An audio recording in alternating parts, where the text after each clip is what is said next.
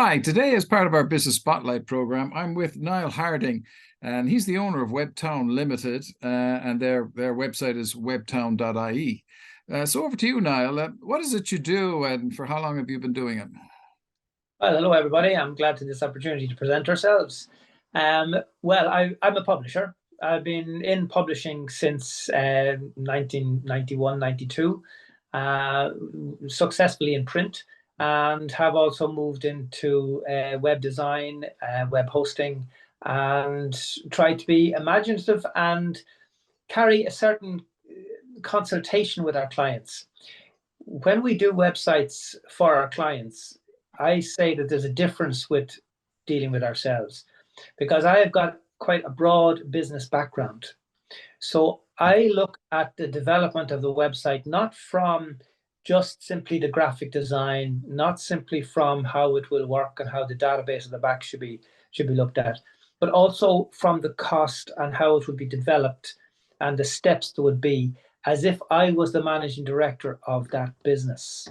So look at value for money, what they can expect to get. And it's very important to manage the expectations because so many people still don't understand what they're going to get, what the terms are, and how many other expenses come along with it. It's like buying a car. And you buy the car and that's great. And then somebody tells you, oh, by the way, you've got to repair it every now and again. Really? Okay, I didn't know about that. And by the way, there's road tax. Oh, I didn't know about that. And by the way, there's motor insurance as well. Oh, I didn't know about that. Okay, fine. And it takes petrol as well, or diesel or whatever. You've got to put fuel in it or electric, charge it up. And so there's all these ancillary costs that you don't realize. And they go along with a website.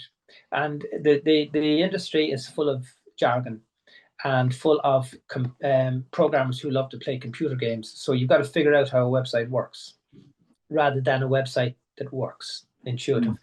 So that's what I bring to the table with our web design. The web design and web building, to some extent, is not really the biggest part of the job. Biggest part of the job is to get the right fit for the business itself and for the way that the person or people in that business see the world, so that it's in tune with them. Brilliant. Love that. Love that. And who is your best customer, or maybe best group of customers for you? With right through with our print. Also, in my earlier life, had an accountancy background as well, and accounting and bookkeeping services.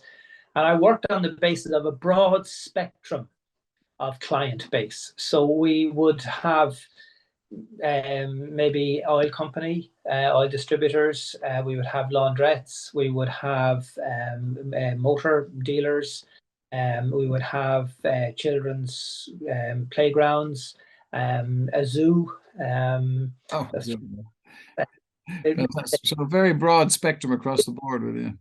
Van sales, it's a very, very broad. So to say that we are dependent upon any one or even 3 or 4 clients, we're not. I've kept the spread of clients such that to lose any 1 or 2, and people do move on, people close down. We've one very supportive client, Michael Donaghy. He would be the biggest motorhome dealer in Ireland, announced closing at the end of December this year. Wow. So there's going to be no replacement. But his website is not a massive loss to us because of the spread that I have across so many clients of similar sizes. Sweet shops and wholesalers and my own peanut business as well. Fantastic. Yeah. Okay. Were there any business changes you consider that COVID-19 made a necessity? For some reason or other, I seem to second guess COVID about 2 weeks before the close down. Very good. About a couple of years before that, I put all our phone lines onto internet phone lines. Okay. So that we actually had mobility. So a fortnight before there was lockdown, I actually moved everybody out to their own homes. They took their phone off their desk, went home, plugged it in, and that's it. And we all started to work from home prior to the lockdown. And we carried on successfully with no particular damage to our business, except that on one occasion we had been publishing in print since 1996, and for the first time ever, we came off the shelves for a period of 13 weeks. We had never missed an issue. We were on the shelf every week on time up to that, and even newspapers hadn't matched that. But we came off for 13 weeks.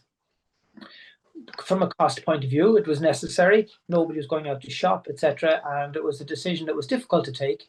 I was afraid of it, but I took it. And when we went back on the shelves again, our sales were higher than when we came off the shelves. So it worked out very well for us. And since COVID, I've kept everybody working from home or working remotely. And I have said to them, we will continue to do this. It has tremendous advantages because some of them have children, school going, and they're at home. It works out incredibly well. One of our team, one of her children was ill and needed quite a bit of care, and she was there to be able to care for them, and it didn't damage the business in any way. So that's brilliant. I mean, you've preempted my next question. What the actions you've taken that you are going to remain part of your business. So, do you see that going forward, that they will continue to work from home? Or yes, absolutely. And I'm speaking to you now from a cabin at my own home that I built to have a separate office rather than try to work from the sitting room.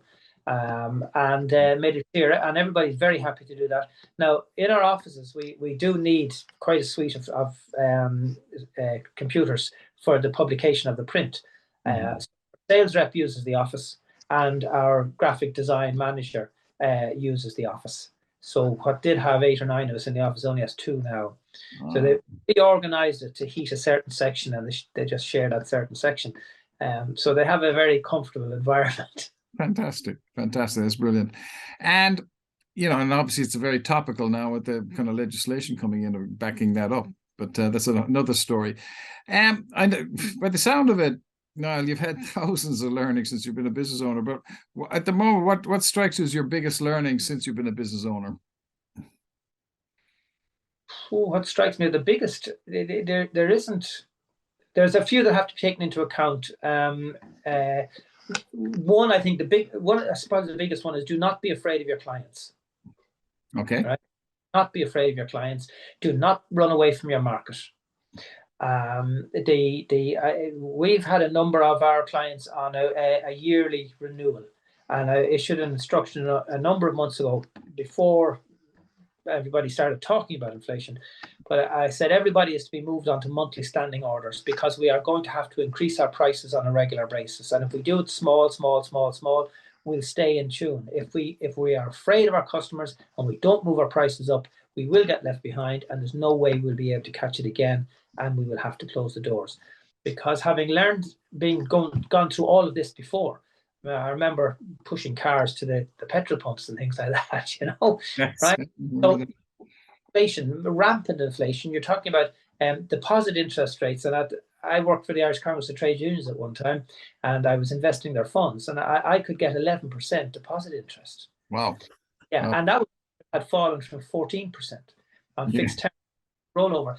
So I would say that very, very important that you keep the opportunity to constantly increase your prices to stay in inflation, because inflation is what I call the financial subversive. It's a vigilante, if you like. It gets going. It might have a reason, helps everybody pay their bills for a while, and then it gets out of hand.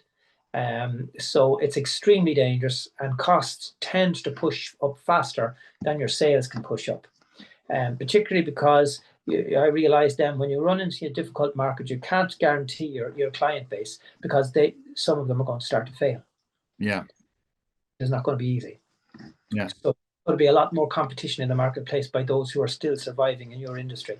So being afraid of the customer and being afraid to raise your prices, that's a guarantee that you'll be closing the door someday.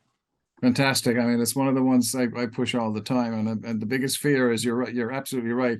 The fear is inside this kind of 4 inches of real estate here, and if you get over that, it's essential in this market. So, any offers you want to include in our newsletter? Yes, it's hard to know what to offer. You can say, right, okay, we within our, well, first of all, we will maintain the website for the first 12 months.